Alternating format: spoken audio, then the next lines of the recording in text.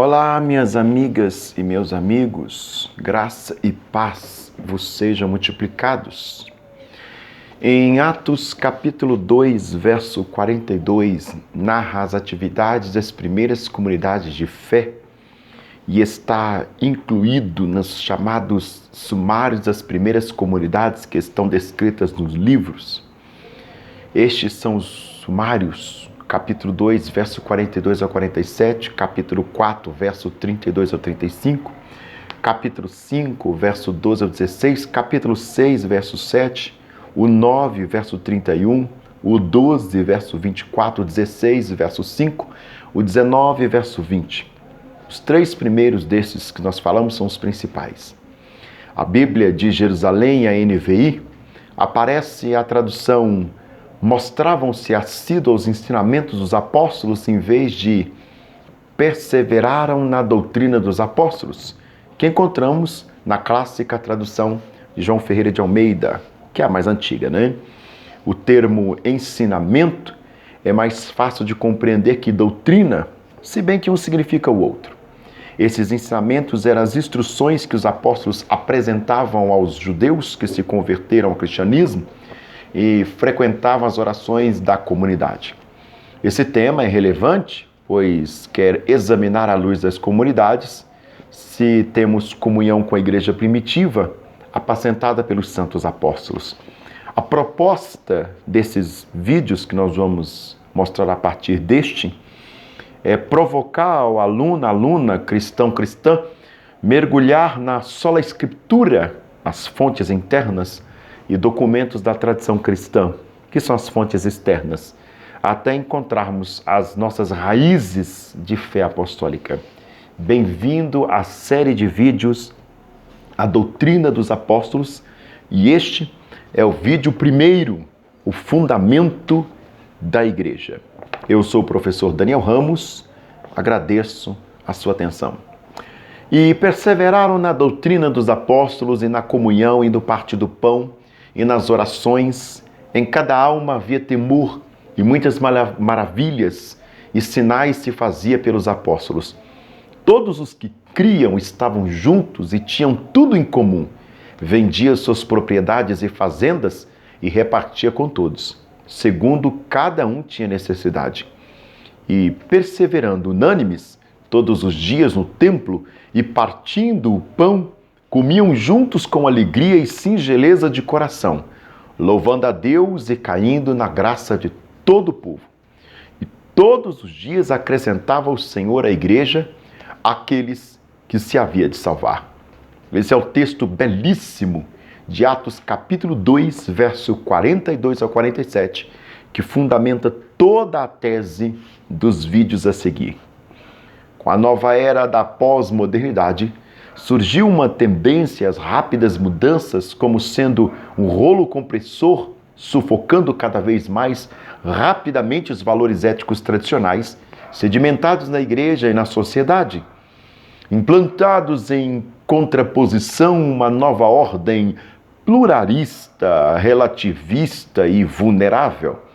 Nesse contexto onde a igreja está inserida, se não ficar firme na doutrina dos apóstolos e nas tradições evangélicas, com embasamento numa profunda convicção doutrinária, os menos informados correm o risco de nos apostatar da fé genuína e verdadeira, seguindo as heréticas falsas doutrinas. Por isso que o apóstolo Paulo exorta assim, em 2 Timóteo 4, verso 3 ao 4. Porém, virá o tempo em que não sofrerão a sã doutrina, mas, tendo comichão nos ouvidos, amontoarão para ser doutores conforme as suas necessidades ou conforme as suas concupiscências, e desviarão os ouvidos da verdade, voltando a fábulas. Em Atos, capítulo 2, para que os cristãos estavam reunidos. Qual o sentido dessa reunião? Ali estavam essas pessoas que tinham saído do mundo para se juntar a um grupo de pessoas chamado de discípulos. E eles formaram a primeira igreja. Mas para que serve a igreja? O que ela faz? O que ela provê? E qual era o perfil da igreja primitiva? Abre aspas. E perseveraram na doutrina dos apóstolos, ensino, e na comunhão, e no partir do pão, e nas orações. Atos 2:46. Atividades puramente espirituais. Esse é o modus operandi para a igreja em qualquer tempo, uma vez que se diz fundamentada nas Escrituras, atenta para o detalhe crucial. Primeiro, a doutrina. O ensino dos apóstolos é posto em primeiro lugar nessa lista. A primeira coisa que esses primeiros cristãos desejaram era mais ensino por parte dos apóstolos. Os ensinamentos da comunidade de fé fundamentados nos santos apóstolos atestam sua legitimidade enquanto igreja. Quando homens e mulheres tornam-se cristãos, eles sofrem a profunda mudança, ou seja, inclusive uma mais profunda mudança que eles jamais poderiam imaginar. Isso é realmente uma experiência profunda. Desculpe usar em excesso a palavra profunda, mas eu não tinha como correr dessa questão. Portanto, deve-se tomar cuidado para que essa experiência não seja meramente emocional.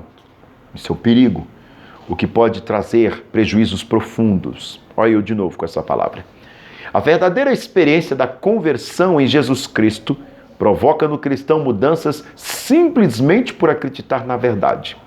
Essa crença na verdade nasce através da exposição da palavra de Deus. Foi a pregação de Pedro, o ensino, a sua sã doutrina, que uniu pessoas. Como vimos, as pessoas em Atos estavam juntas porque elas tinham tido a mesma experiência. Mas o que nos impressiona, imediatamente a respeito delas, é que elas tinham tido a mesma experiência porque elas tinham acreditado no mesmo ensino, na mesma mensagem, no mesmo Cristo. Então, o que elas aceitaram, ou os que aceitaram essa fé mútua, comum, a palavra, foram batizados, havendo um acréscimo naquele dia de quase 3.000 pessoas na comunidade cristã.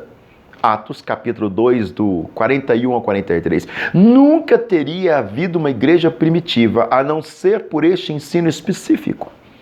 Por isso, somos obrigados a enfatizar que o ensino, a exposição da palavra, deve vir primeiro, porque foi ele que produziu as conversões, a transformação. Foi a pregação petrina, o seu ensino, a sua doutrina que reuniu essas pessoas. Elas acolheram a palavra e foram inseridas na comunidade de fé. O verso 44 diz que todos os que creram estavam juntos. Eles creram no mesmo ensino, pois era uma igreja unida que se reunia para cultuar ao Senhor. Observe a perspectiva de igreja unida, igreja reunida. Essa é a primeira parte, eu te espero na segunda. Deus abençoe a sua vida.